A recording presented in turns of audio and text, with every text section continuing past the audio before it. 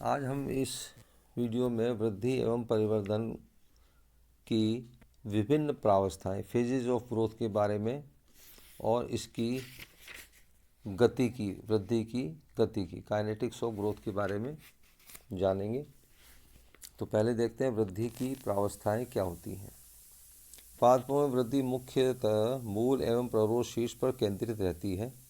जहाँ प्राथमिक वृद्धि होती है, पादप में कोशिकाओं व ऊतक का बनना, उनकी लंबाई में वृद्धि तथा विभिन्न अभिवृद्धियों अथवा उपांगों जैसे पत्ती, पुष्प इत्यादि का बनना प्राथमिक वृद्धि के कारण होता है। वृद्धि के दौरान विभजोतक कोशिकाओं से परिपक्व कोशिकाओं के बनने की प्रक्रिया 3 प्रावस्थाओं से होकर गुजरती है। पहला, कोशिका विभाजन सेल डिवीजन। दूसरा, कोशिका विवर्धन सेल इनलार्जमेंट। तीसरा, कोशिका परिपक्वन सेल मैच्योरेशन। विभजोत की कोशिकाएं तथा उनसे उत्पन्न पुत्री कोशिकाएं पतली भित्ति, सघन जीवद्रव्य एवं बड़े केंद्रक से युक्त एवं समव्यासी होती हैं तथा इनमें कोई अंतराकोशिकीय अवकाश इंटरसेलुलर स्पेसेस नहीं होते।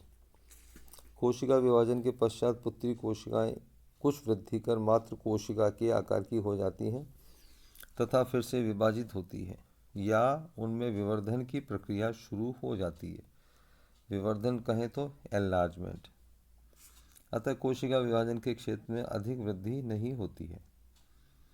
कोशिका एनलार्जमेंट वृद्धि की दूसरी अवस्था है। पादप अथवा पादप अंगों के आकार में बढ़त मुख्यतः कोशिका विवर्धन के कारण होती है, जो कोशिकाओं के अनुत्क्रमणीय प्रसार के कारण होती है, यानी इरिवर्सिबल एक्सपेंशन। इसके बारे में 2 मत हैं। एक मत के अनुसार कोशिका भित्ति में वृद्धि नए कोशिका भित्ति अणुओं अथवा कणों का समावेश होने के कारण होती है। कोशिका भित्ति में समावेशन या इनकॉर्पोरेशन के कारण कोशिका आयतन में वृद्धि होती है तथा जल का अवशोषण होता है। इससे कोशिका भित्ति का स्फीति दाब बढ़ जाता है तथा कोशिका भित्ति थोड़ी सी पतली हो जाती है, अतः फिर अणु का समावेशन होता है। दूसरी अवधारणा के अनुसार कुछ हार्मोनों के प्रभाव के कारण कोशिका भित्ति में उपस्थित वृहत अणुओं यानी मैक्रोमोलिक्यूल्स के मध्य बंध कमजोर हो जाते हैं तथा भित्ति संरचना कमजोर हो जाती है। इससे अंदर की ओर पड़ने वाले भित्ति दाब यानी वॉल प्रेशर एवं स्फीति दाब टर्गर प्रेशर में परिवर्तन होता है एवं भित्ति में कुछ खिंचाव होता है। इससे जल का अवशोषण होता है, साथ ही कुछ विलेय भी अवशोषित हो जाते हैं तथा कोशिका का परासरण दाब यानी ऑस्मोटिक प्रेशर बढ़ जाता है, जो टर्गर प्रेशर बनाए रखने में मदद करता है। साथ ही नए अणुओं का समावेशन अणुओं के बीच में कणाधान अथवा परत के रूप में स्तराधान यानी एपोजिशन के द्वारा होता है। कोशिकाओं के विवर्धन के दौरान कोशिका के आकार में बढ़त के साथ साथ कोशिका द्रव्य का संश्लेषण भी होता है। विभिन्न प्रोटीन, एंजाइम, लिपिड को संश्लेषण होता है तथा विभिन्न कोशिकांग बनते हैं। विवर्धन के फलस्वरूप कोशिका द्रव्य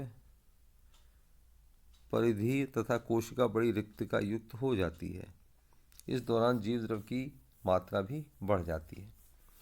वृद्धि की तीसरी प्रावस्था में कोशिका भित्ति जीन कूट में निहित संदेश व कोशिका के संभावित कार्य के अनुरूप परिपक्व होती है।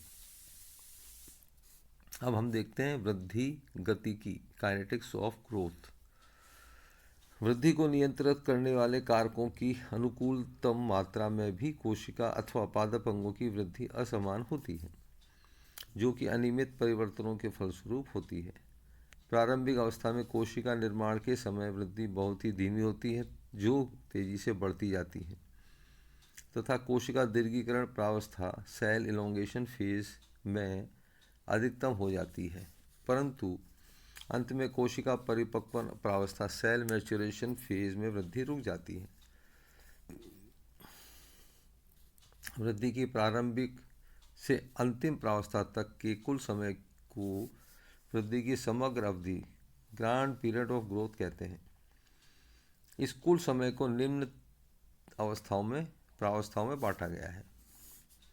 पहला मंद वृद्धि काल, लैग फेज ऑफ ग्रोथ। दूसरा अधिकतम वृद्धि काल, लोग फेज ऑफ ग्रोथ। तीसरा स्टडी फेज ऑफ ग्रोथ, वृद्धि का स्थिर काल। चौथा सेनिसेंट फेज ऑफ ग्रोथ, जीर्ण काल। तो हम देखते हैं लैग फेज यानी मंद वृद्धि काल। इस काल में वृद्धि धीमी होती है क्योंकि इसमें वृद्धि का प्रारंभन होता है। इससे मुख्य रूप से जैव अणुओं का संश्लेषण होता है। दूसरा लॉग फेज ऑफ ग्रोथ, इस काल में वृद्धि दर में बढ़ोतरी होती है तथा ये अधिकतम हो जाती है। यह कोशिका विभाजन एवं अन्य जैविक क्रियाओं फिजियोलॉजिकल प्रोसेसेस के तीव्र गति से घटित होने के कारण होती है। वृद्धि का स्थिर काल, इस काल में उपापचयी क्रियाओं के धीमे हो जाने से वृद्धि लगभग स्थिर हो जाती है। जीर्ण काल, इस काल तक वृद्धि पूर्ण हो जाती है तथा अपचयी क्रियाओं के आधिक्य के कारण वृद्धि में गिरावट आती है। वृद्धि का ग्राफ समय के विपरीत बनने पर एस आकार का वक्र प्राप्त होता है। इसे सिग्मॉइड या समय वृद्धि काल चक्र कहते हैं। वातावरणीय परिस्थितियों में वृद्धि में बदलाव हो सकता है, परंतु वृद्धि वक्र के सिग्मॉइड आकार में यह परिवर्तन सामान्यतः नहीं पाया जाता है। वृद्धि दर का ग्राफ समय के विपरीत बनाने पर घंटी के आकार का ग्राफ बनाना है। उसी घंटी के ग्राफ में विशिष्ट भाग का क्षेत्रफल उस निश्चित समय में हुई वृद्धि को दर्शाता है।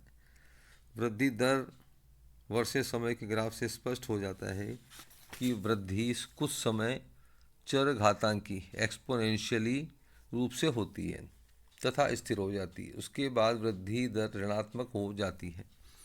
तो ये हमने कुछ चीज़ देखी, यानी कि वृद्धि की विभिन्न अवस्थाएं और उसकी गति की यानी काइनेटिक्स के बारे में।